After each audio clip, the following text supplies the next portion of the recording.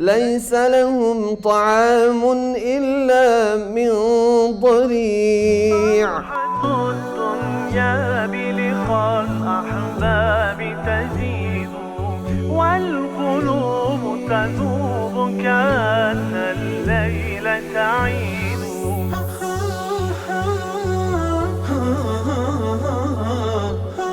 Et vous savez, chères musulmanes, chers musulmans, lorsque j'explique ceci, on me colle un joli sobriquet, Imam Bisounours, cette fameuse réflexion. Oui, mais arrêtez de parler de tel sujet. Parlez-nous de nos frères au Yémen. Parlez-nous de nos frères en Syrie. Chers musulmanes, chers musulmans, félicitations. 29 jours. 29 jours de privation. 29 jours de sacrifice pour le Créateur. 29 jours de sacrifice pour Allah. Une créature qui prouve son amour au Créateur est une créature honorable, est une noble créature, est une créature qui mérite en retour l'amour de l'immense. Et par cet amour, il entrera au paradis, Inch'Allah.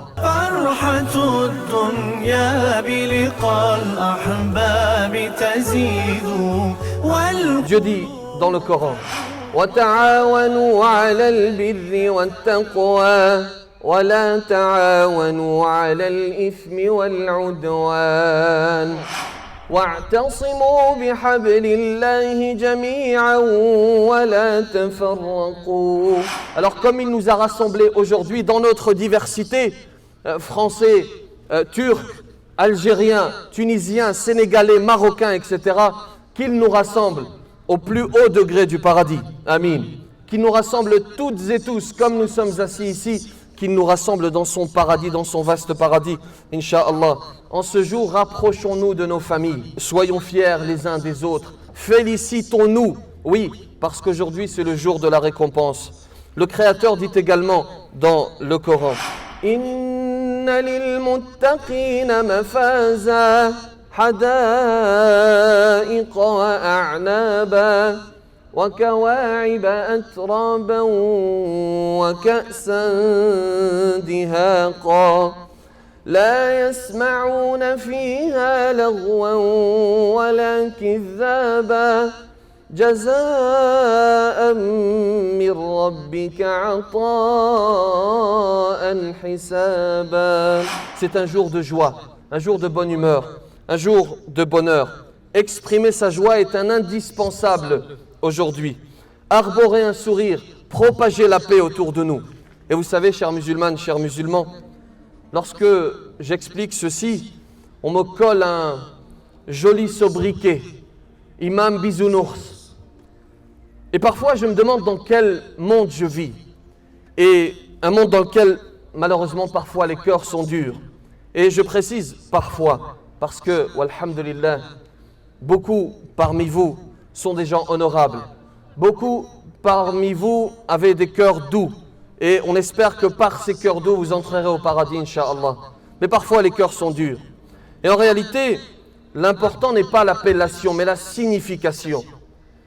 Si être bisounours, c'est vouloir la paix, alors oui, je le suis. Si être bisounours, c'est vouloir la paix entre les êtres humains, alors oui, je le suis. Parce que peu importe l'appellation, ce qui compte, c'est le sens que l'on donne au terme.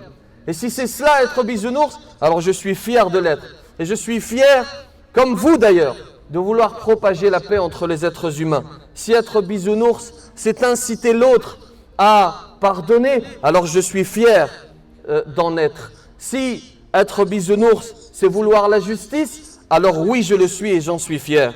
Et il n'y a aucune contradiction entre ces objectifs, entre d'un côté viser ces objectifs que l'on vient de citer, chercher la paix entre les êtres humains, chercher à pardonner, inciter les autres à pardonner. Il n'y a pas de contradiction entre ces objectifs et entre le fait de se soucier de nos prochains, des nécessiteux, des gens qui sont victimes de la guerre.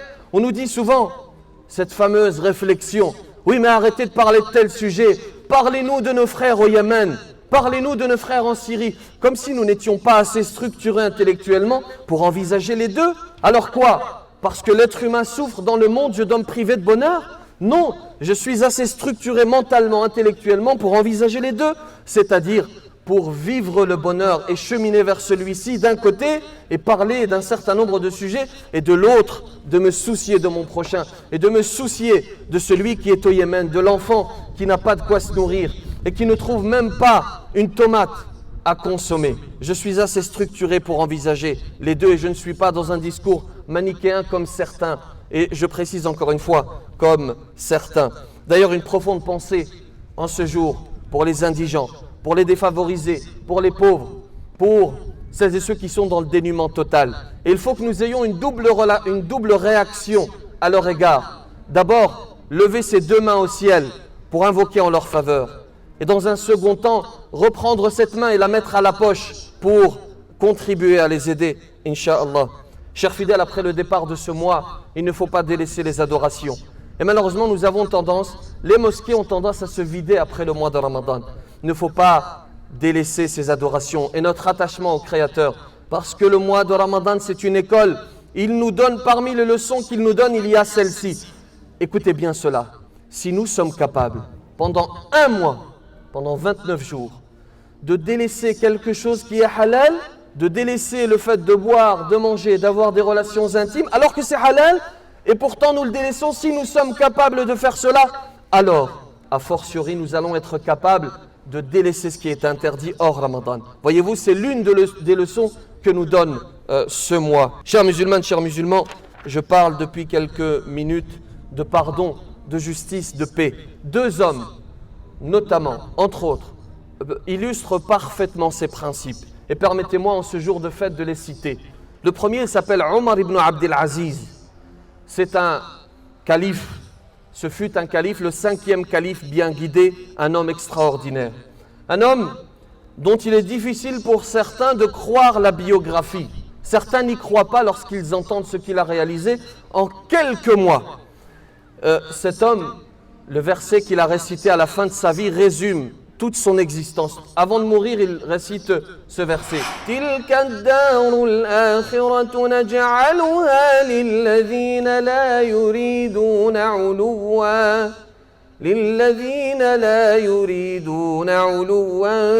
fil ardi wala fasada wal 'aqibatu lil muttaqin. Toute sa vie, il était dans la non-élévation. Il fuyait le pouvoir et il va quasiment être contraint à gouverner, à devenir calife. Son épouse, vous savez ce qu'elle dit à son propos? Elle dit, écoutez bien, Innahu yakhafullah. Il craint Allah. Et si votre épouse, votre époux vous dit cela, alors jackpot.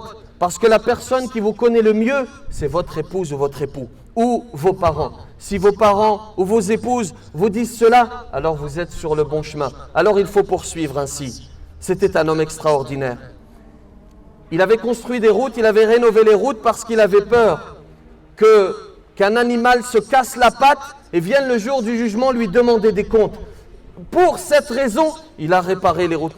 Que dire de l'être humain? Bien sûr, pour l'être humain et pour l'animal. Vous savez, à son époque, il n'y avait quasiment pas de pauvreté. Et je vais terminer avec cet exemple pour Omar ibn Abdel Aziz. À son époque, il n'y avait quasiment pas de pauvres. Ils vont même faire un appel dans tout le pays pour dire « Venez récupérer votre zakat, les indigents, ô vous les pauvres, venez récupérer votre argent » et personne ne vient. Et Omar réfléchit, se dit peut-être qu'ils ont honte de venir. Ils ont également, ce n'est pas parce qu'ils sont pauvres qu'ils n'ont pas de dignité. Et vous savez ce qu'il va faire? Il va demander aux gardes ce jour-là de ne pas garder le trésor public. Et il va demander à ce que l'on proclame dans tout le pays, tel jour, les portes du trésor public sont ouvertes, il n'y a aucun garde, personne ne va vous voir, vous gardez votre dignité. Et vous savez ce qui va se passer? Le lendemain, la zakat, le compte, ils vont refaire les comptes et la zakat a augmenté. Au trésor public, il y a encore plus d'argent que la veille. C'est-à-dire que non seulement personne n'a rien pris parce qu'il n'y a pas de pauvres, parce que la pauvreté avait été éradiquée, et c'est possible. Et cet homme a existé. Non seulement personne n'a rien pris, mais en plus, on a déposé de l'argent au trésor public. Le deuxième homme, il s'appelle Muhammad sallallahu alayhi wa sallam. Un homme bon, un homme extraordinaire, un homme qui pardonne sans barguigner, sans hésiter. Lorsqu'il va dans cette fameuse ville de Taïf pour y apporter de l'amour et de la paix, pour apporter ce message de l'islam, qui, quoi que l'on en dise, est un message d'amour et de paix. Parce que ceux qui disent l'inverse ne prennent pas le temps de se renseigner. Soit ne prennent pas le temps de se renseigner, soit sont de mauvaise foi. L'islam, je le dis avec force, oui, c'est un message de paix, c'est un message d'amour. Et nous pouvons le prouver avec des dizaines, des centaines de textes.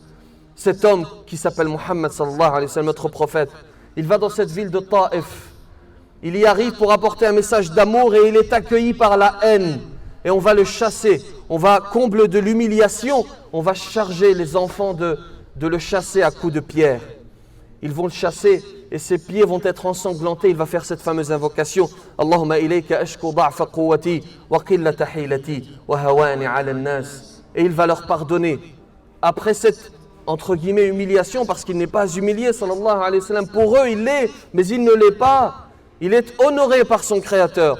Et il va faire une invocation pour que la descendance des gens qui l'ont lynché soit pieuse. Et effectivement, c'est le cas par la suite. Cela va être le cas par la suite. Nous devons suivre son comportement. Il était bon envers son voisinage. Et de la même manière, nous devons l'être. Aujourd'hui, c'est un jour de partage. Nous devons être bons avec notre voisinage, pas uniquement aujourd'hui. De manière générale, quelle que soit la confession de celui qui habite à proximité de chez moi, je dois être bon parce que le prophète sallallahu alayhi wa sallam a fait un certain nombre de recommandations qui vont dans ce sens. Il y a un certain nombre de traditions prophétiques qui vont dans ce sens. Soyons utiles aux autres.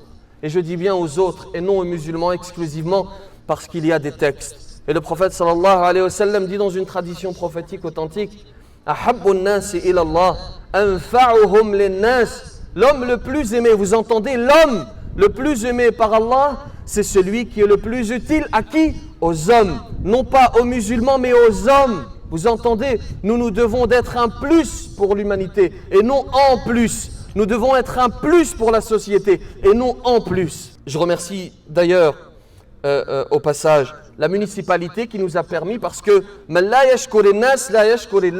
celui qui ne remercie pas les gens ne remercie pas Allah.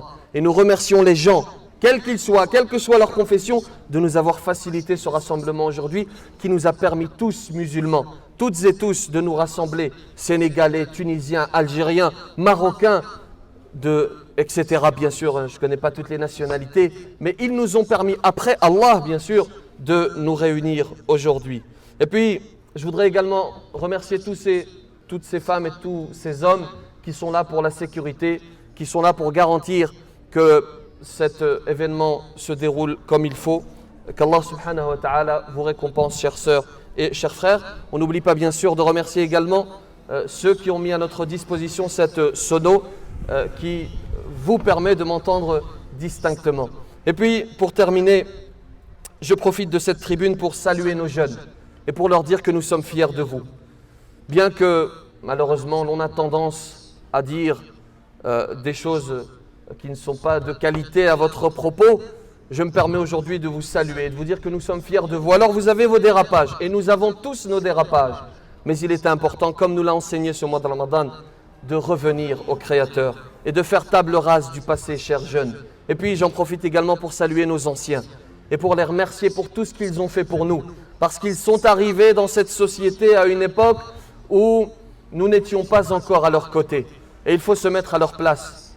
Mettez-vous à leur place. Il y a 30 ans, 40 ans, arriver en France, ne pas connaître la culture française, ne pas connaître cette société, et malgré tout travailler, et malgré tout se mobiliser corps et âme pour construire l'avenir. Et ils ont réussi. Et nous sommes fiers de vous, chers anciens, parce que vous avez réussi à bâtir des structures et à bâtir des femmes et des hommes. Qu'Allah subhanahu wa ta'ala vous récompense pour ce travail. Qu'Allah accepte notre jeûne, qu'Allah accepte nos prières et nos sacrifices. Allahumma taqabbal minna as-siyam wal-qiyam wa a'inna ala kulli khayr wa jannibna kulla shar. اللهم بارك لنا في أسماعنا وأبصارنا وأزواجنا وذرياتنا وتب علينا إنك أنت التواب الرحيم. اللهم اهدنا فيمن هديت وعافنا فيمن عافيت وتولنا فيمن توليت. السلام عليكم عليكم يا السلام عليكم عليكم